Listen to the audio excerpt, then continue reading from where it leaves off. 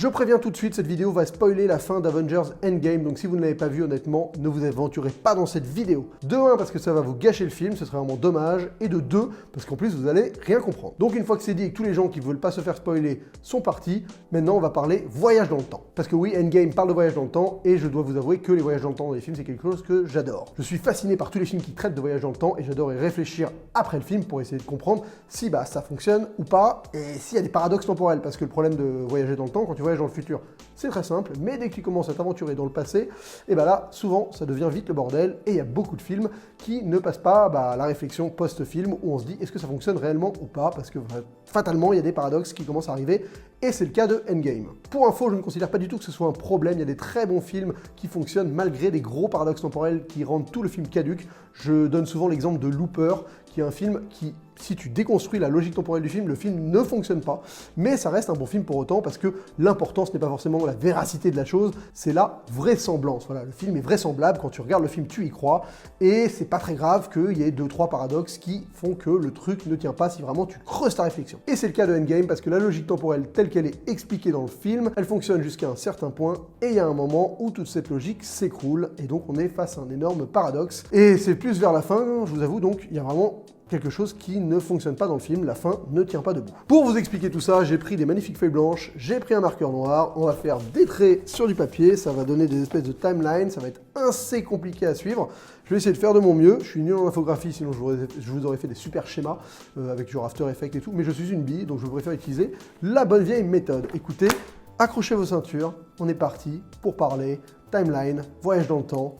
Ouf, ça va être chaud. Comme expliqué dans le film, les voyages temporels dans Endgame ont une particularité par rapport à plein d'autres films qui font des voyages dans le temps, c'est que ce n'est pas des voyages temporels rétroactifs. C'est-à-dire que quand on voyage dans le passé, on ne peut rien changer du futur. On va changer un futur alternatif. Ce qui veut dire que les gens qui sont dans le présent au moment où on voyage dans le temps, ne seront jamais affectés par ce qu'on va changer. Il y a forcément une nouvelle timeline qui se crée, où là, un nouveau futur va être fait, mais le futur d'où l'on vient ne changera jamais. C'est le principe du film. Personnellement, j'aime beaucoup ce principe-là parce que c'est un principe qui fait qu'aucun film du MCU n'est effacé par ce voyage dans le temps. Ça peut paraître débile, mais moi je déteste quand dans une saga, il y a un film qui vient littéralement effacer, mais vraiment effacer d'autres films. Et j'en viens directement à la saga X-Men, donc ça c'est un vieux schéma pourri de la timeline, théoriquement, de la saga X-Men. Donc on commence, il y a par exemple Magneto qui découvre ses pouvoirs dans les camps de concentration en 1945, théoriquement, il y a First Class en 1962, et après, tu as les films X1 dans les années 2000, X2, X3.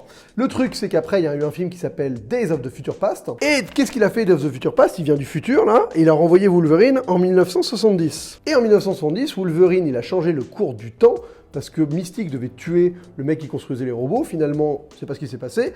Et donc, ça a créé une nouvelle timeline. Donc, c'est cette timeline-là, et sur cette timeline-là, on va retrouver tous les films qui vont suivre. Donc, par exemple, X-Men Apocalypse, il est là, il est en 1980, il est sur cette timeline. Mais cette timeline-là, elle a disparu, carrément. Voilà, on peut l'effacer, parce que dans le film, on a bien vu que les persos qui étaient dans le futur, Charles Xavier, tout ça, quand ils étaient dans la petite pièce, au moment où le futur a changé, ils ont été effacés, il s'est passé autre chose, cette timeline-là n'a plus existé du tout pour devenir celle-là. C'est qu'en fait, le principe de ce voyage dans le temps, c'est qu'il n'y a qu'une seule et même...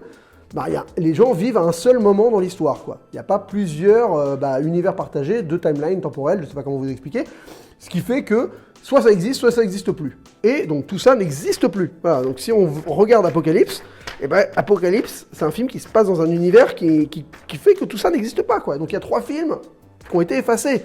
Ça fait chier. Moi, j'aime pas quand ils effacent des films. Donc voilà, donc on considère que quand on suit la saga X-Men à l'heure actuelle, X-Men 1, X-Men 2, X-Men 3 n'existent plus. Et ça, franchement, j'aime pas trop. Donc je suis content que le MCU, qui avait quand même 22 films derrière, ait fait un choix différent, ce qui fait que tous les films existent encore. Parce que ça m'aurait fait chier de me dire, celui-là, de toute façon, il sert plus à rien parce qu'il n'existe plus. Et donc on va arriver à la timeline du MCU, et je vais me concentrer uniquement sur les événements qui nous intéressent dans Endgame. Le point le plus ancien, ça va être 1945, vous allez comprendre pourquoi. Ensuite, il y a 1970, qui est un point important dans l'intrigue. Après, il y a 2012, qui est donc la bataille de New York, évidemment, très importante. 2013 avec Asgard, 2015 avec Morg et Vornir, quand ils vont tous récupérer les pierres d'infinité, là, tout ça. En 2019, il y a Infinity War, et j'ai plus de place sur ma feuille, donc je vais le refaire mieux. Et le présent, voilà, donc ça donne la timeline qui va nous intéresser. Il y a un petit événement qui va se retrouver par là, qui va être important, c'est le moment où Brent revient dans le temps pour tester le voyage dans le temps. Il est à 2 doigts de voir sa fille, voilà, c'est un événement qu'il ne faut quand même pas oublier. Et donc, on va récapituler quels sont les voyages qui sont faits. Donc, le premier voyage qui est fait, c'est Brent qui revient dans le temps vers 2019 et qui voit presque sa fille. Quoi qu'il arrive, ça va créer un futur alternatif où la fille de Brent a eu cette réaction qu'elle n'avait pas eue dans le futur de ce présent-là.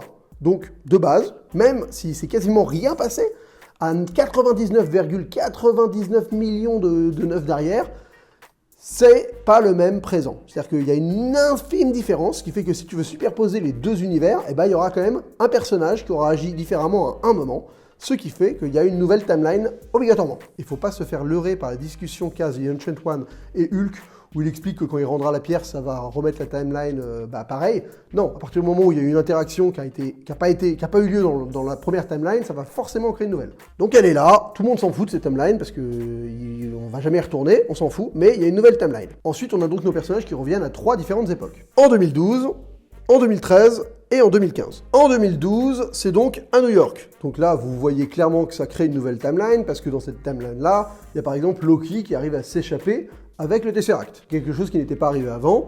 Donc voilà, forcément à partir de 2012, il y a une nouvelle timeline qui se crée. Alors la première question qui vient, c'est est-ce que toutes les timelines alternatives qui vont être créées par ce voyage dans le temps, qui est supposément le premier voyage dans le temps de l'histoire de l'univers, est-ce que ce voyage dans le temps-là va être sur une seule et même timeline? Moi je ne pense pas, je pense qu'à chaque bond dans le temps, à différentes époques, ça crée une nouvelle timeline. Donc en tout dans le film, il va y avoir à peu près 5 ou 6 timelines différentes qui vont être créées.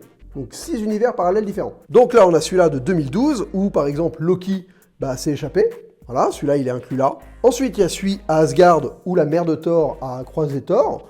Donc c'est quelque chose qui n'était pas arrivé, donc ça crée une nouvelle timeline, forcément. Et il y en a une autre sur Morg et Vornir, où Peter Quill a été assommé, et surtout, où Thanos a voyagé dans le futur, donc il a disparu de cette timeline-là, celle-là, là. Et donc il y a une timeline là où il y a Peter Quill assommé et plus de Thanos dans l'univers. Pas mal. Et il y a un dernier truc, c'est que en 2012, ils foirent, donc ils font un nouveau voyage dans le temps pour retourner en 70. Ce qui, fatalement, recrée une nouvelle timeline. Donc, on en est à une timeline principale, 2, 3, 4, 5 et 6 timelines.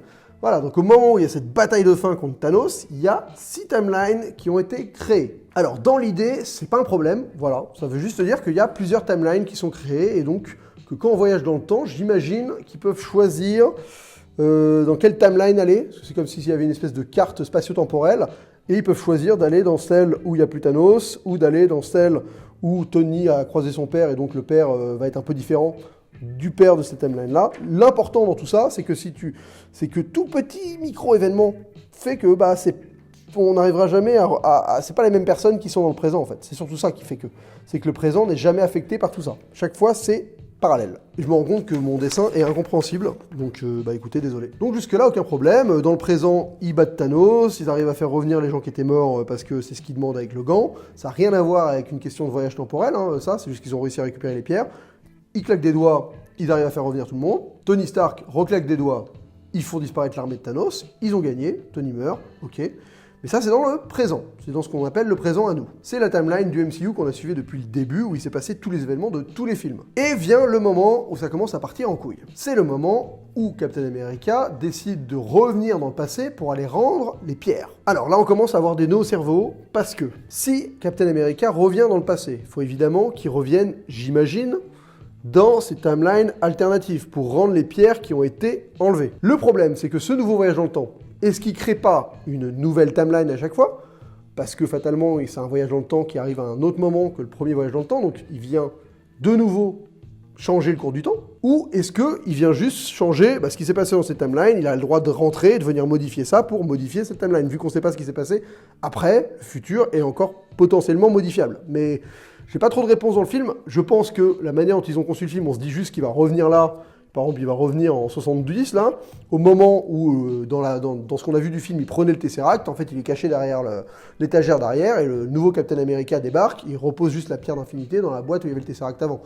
Et donc, en fait, le Tesseract a disparu pendant un quart de seconde. Là, c'est mon premier point où je suis déjà en train de me poser des questions, je me dis, est-ce que ça crée pas, fatalement, 6 nouvelles timelines à chaque fois? Enfin, il va revenir à 4 époques différentes, donc 4 nouvelles timelines en plus. Bah, premier point très délicat à interpréter. Donc là, j'ai pas d'élément de réponse, je suis pas apte à vous dire si le voyage de Captain America, si quand il va là, et bah, il va directement croiser Ancient One.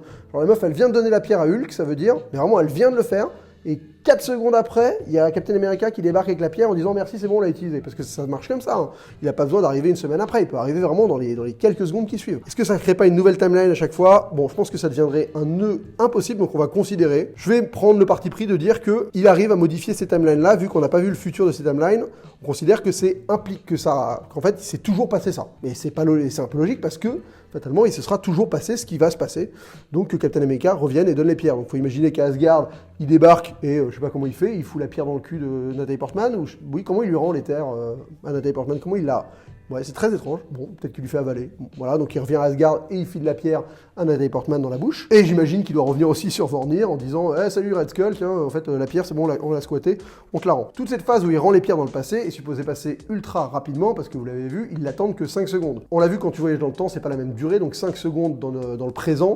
Captain America a le temps de faire beaucoup plus de choses dans le passé, c'est ce qui est plus ou moins expliqué. Il a quand même le temps de faire beaucoup de choses, d'aller visiter 3 planètes différentes, aller à 5 époques, ouais voilà, il fait quand même beaucoup de choses en 5 secondes. Donc toute cette démarche de rendre les pierres est supposée nous faire comprendre qu'il ne change rien à l'histoire, que les timelines vont plus ou moins se refondre en une seule, ce qui n'est absolument pas vrai, parce qu'il y en a une où Thanos n'est plus là, Thanos est mort, donc il reviendra jamais dans cette timeline-là. Donc il a beau rendre les pierres, à Peter Quill, il le réveille, il lui refile sa pierre, il y a quand même plus de Thanos dans l'univers, ce qui changera, quoi qu'il arrive, la donne dans cette petite timeline alternative. Mais vu qu'on risque de ne jamais en entendre parler, on s'en fout. Donc jusque là ça fonctionne, c'est pas ultra bien expliqué dans le film, mais ça passe. Le gros problème vient malheureusement de ma séquence préférée, mais de la fin, où donc Captain America ne revient pas, et nos personnages se tournent et découvrent sur le banc, au loin, Captain America vieux. Ça veut dire que durant tout son périple où il est revenu dans chaque timeline, à la fin de tout ça, il a refait un dernier voyage dans le temps, où il est revenu probablement en 1945, là où il avait laissé l'agent Carter pour pouvoir revivre sa vie avec lui. Le truc, c'est qu'à partir du moment où il fait ça,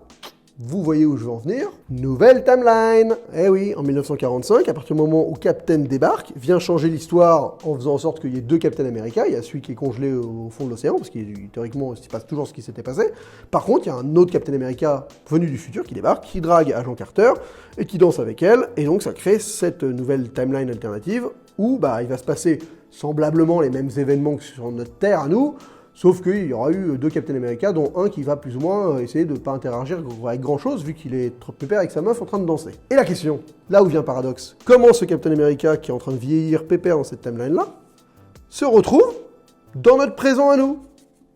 Ah oui, comment il fait? Il va pas vivre dans cette timeline-là, parce que sinon ça voudrait dire qu'il est capable de l'affecter, et donc ça voudrait dire que depuis le début, leur théorie du voyage dans le temps, elle fonctionne pas. Et c'est là le paradoxe. Il est là. Captain America, pour qu'il soit vieux ici en ayant vécu toute une vie, en fait, il faut qu'il vienne de là. Mais le problème, c'est qu'il y a la relativité du temps. Tout ce qu'il a vécu dans cette timeline-là, ça lui permet pas à la fin de débarquer là. Ça marche pas comme ça. Donc le seul moyen, vraiment le seul, pour qu'il soit là, vieux, à dire ce qu'il est en train de dire, c'est qu'à la fin de sa vie sur cette timeline-là, il ait pris un nouveau voyage dans le temps, jusqu'à notre présent. Hop. Et je vous le donne en mille. Ça veut dire qu'il crée une nouvelle timeline. Forcément, parce qu'il vient changer notre présent, donc créer une nouvelle timeline. Ça veut dire que quelque part, il y a un Captain America qui ne reviendra jamais, et qu'à un moment où il revient, ça va créer un nouvel embranchement. Donc on s'en fout, nous, vu qu'on va suivre celui où il est revenu. Mais dans le film, honnêtement, on n'a pas l'impression qu'il a voyagé dans le temps. On a l'impression qu'il a juste vécu là, pépère avec sa meuf, et que il savait très bien qu'il devait être sur ce banc à ce moment-là pour pouvoir faire son petit effet et transmettre le bouclier. Mais ça, c'est du bidon. Ça, c'est pas possible. Ça, c'est un paradoxe, totalement. Et ce qui fait chier, c'est qu'en plus, ils installent tout ce délire avec il y a une machine pour faire partir les gens, qui est une espèce de station vers lesquelles les gens reviennent une fois qu'ils ont fait leur connerie dans le temps. Donc Captain, en plus, il y a un moment où il pourrait pas non plus se retéléporter dans le temps de manière abusive tout le temps.